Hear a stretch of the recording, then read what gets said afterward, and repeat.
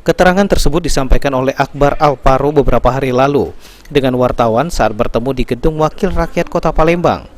Menurutnya sampai saat ini dia masih kader Partai Gerindra, sehingga akan tetap maju sebagai calon wali kota Palembang dari Partai Gerindra.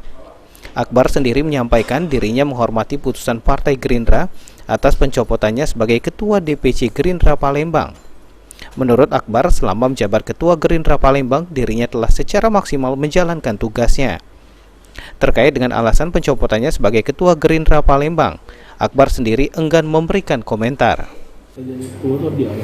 Ya, sekarang kalau alasan silakan langsung bertanya ke DPD, dan kami juga tentu saja sudah semaksimal mungkin menjalankan roda dalam menggerakkan organisasi Partai Gerindra di Kota Palembang.